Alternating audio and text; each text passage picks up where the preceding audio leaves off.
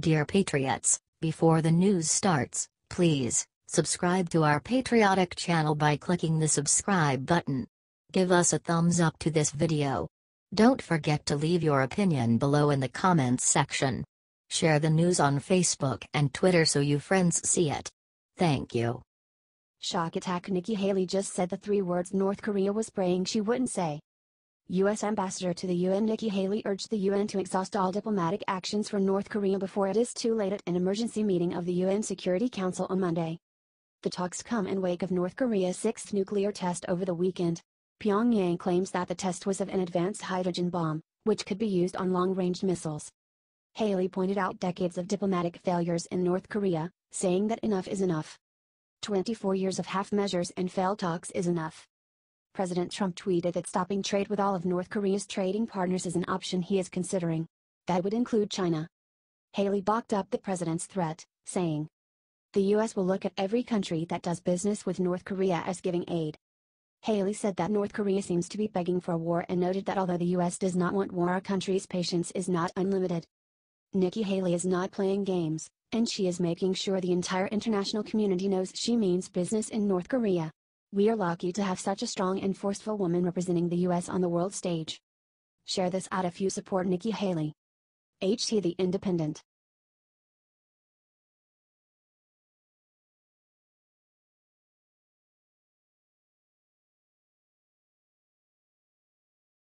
Shutdown disgusted. Chuck Grassley just gave Comey the worst news of his life. Senators Chuck Grassley, Aria, and Lindsey Graham, RSC, sent a letter to FBI Director Christopher Wray on Wednesday slamming former FBI Director James Comey, McClatchy reports. Grassley and Graham alleged that Comey had written his statements exonerating Hillary Clinton of wrongdoing in her email investigation before the FBI had even interviewed several key witnesses. That's right, folks, Comey didn't even bother collecting all the facts before clearing Hillary. Can you imagine if this woman were actually elected? Grassley is the chair of the Senate Judiciary Committee, and Graham is a senior committee member. Their letter states, "It appears that in April or early May of 2016, Mr. Comey had already decided he would issue a statement exonerating Secretary Clinton. That was long before FBI agents finished their work. Mr. Comey even circulated an early draft statement to select members of senior FBI leadership. The outcome of an investigation should not be prejudged while FBI agents are still hard at work trying to gather the facts." Yeah. Makes loads of sense. But only in the topsy-turvy world of the Clintons would people be cleared before getting all the evidence. Grassley and Graham noted that as many as 17 key witnesses, including former Secretary Clinton and several of her closest aides, had not been interviewed by the time Comey started writing his draft. Luckily, with the Senate Judiciary Committee on the case, the truth seems to be finally catching up to her and Comey. HT McClatchy.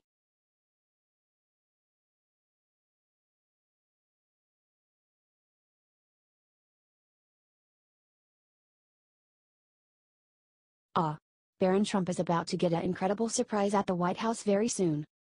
3 portraits are on their way to the White House: a painting of President Trump, First Lady Melania Trump, and a very special portrait of President Trump hugging his youngest son, Barron. The portraits were a gift from Barry Wingard, an artist and Trump supporter. Wingard contacted Congressman Mike Kelly, who helped get the paintings delivered to the White House. Originally only the 2 paintings of Melania and President Trump were planned, but when Rep. Kelly and one of Trump's staff members saw the portrait of the president hugging Barron, they knew they had to have that one too. The portrait is from a picture of the father and son at the Republican National Convention in 2016. This could be the first portrait of a president and his son to ever be hung at the White House. It's unknown where the portraits will be hung in the White House. That will be decided by President Trump and the First Lady. This painting is so sweet, and something the father and son will surely cherish the rest of their lives. Love the First family? Share this loud and proud, Patriots. HDTMC.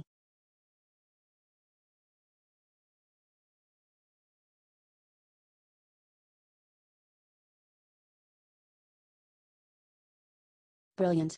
President Trump just created the ultimate plan to drain the swamp and defeat traitorous Republicans.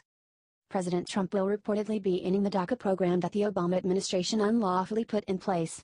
The program grants work permits to illegal immigrants who arrived in the country as children. President Trump won't be ending the program immediately, however. Instead, Trump put in place a genius strategy to expose traitorous Republicans who face elections in 2018. President Trump is delaying the termination of DACA for 6 months. The 6-month delay means DACA still ends, but Republicans have to choose between virtue signaling or their loyalty to the president during their primaries in 2018. There is literally no way they can stay silent on the issue when it's pushed back so far. Neither the House or the Senate have enough votes to get a safe DACA bill on the president's desk, nor do they have the votes to override a veto.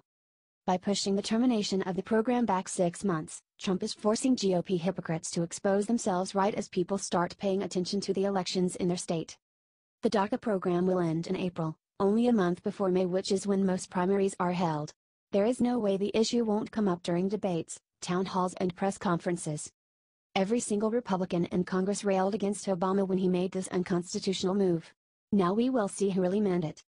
If ever there was a way to drain the swamp, this is it.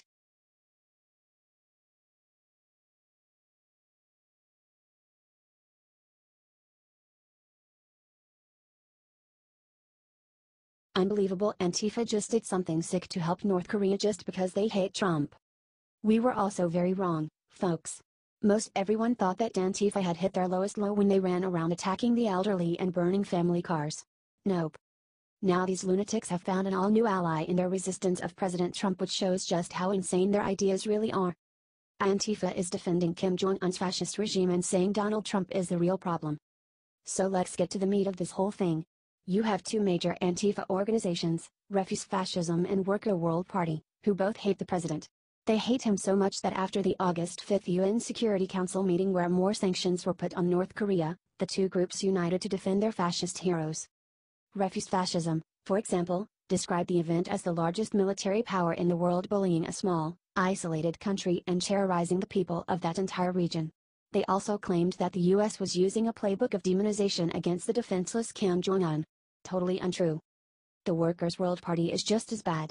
They are a Marxist group that puts out their own propaganda like self-defense and the DPRK and Korea won't be intimidated, two editorials suggesting the US is the real threat and North Korea is being oppressed. So these are the people in the US we are dealing with. They are not fighting for human rights. They are not fighting against Trump. They are fighting to bring down the Constitution and everything we hold dear. Help share this out and show them we will not be intimidated by Antifa or North Korea.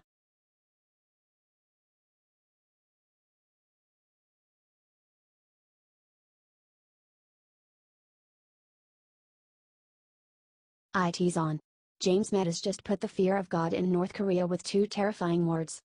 Defense Secretary James Mattis isn't playing games when it comes to the threat from North Korea. After North Korean leader Kim Jong-un tested a hydrogen bomb, Secretary Mattis had only two words to describe what is about to happen to his country. Total annihilation. Defense Secretary James Mattis warned Pyongyang against aggression against the United States or its allies, saying it would trigger a unified world response in what he termed the total annihilation of a country, namely North Korea. Any threat to the United States or its territory, including Guam, or our allies, will be met with a massive military response, a response both effective and overwhelming, Mattis told reporters in the White House driveway. Kim Jong-un should take heed in the United Nations Security Council's unified voice. All members unanimously agreed on the threat North Korea poses and they remain unanimous in their commitment to the denuclearization of the Korean Peninsula. Because we are not looking to the total annihilation of a country, namely North Korea, but as I said we have many options to do so. Due to a failed nuclear agreement made during the Clinton administration, North Korea's nuclear capabilities have grown extensively.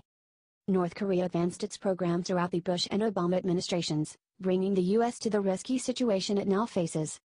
Unlike Obama, James Mattis and President Trump are men of action, and they will not sit idly by while American lives are put at risk. Those days are over.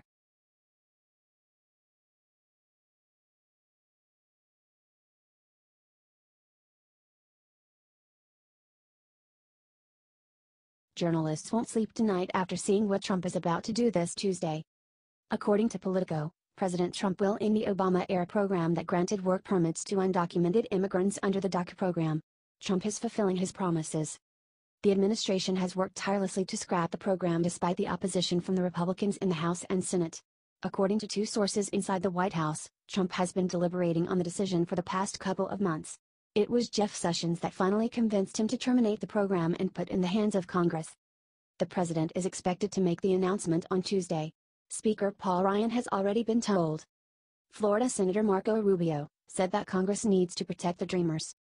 My hope is that as part of this process we can work on a way to deal with this issue and solve it through legislation, which is the right way to do it and the constitutional way to do it, Rubio told CNN in June. Representative Steve King disagrees and thinks that Trump needs to act quickly on DACA.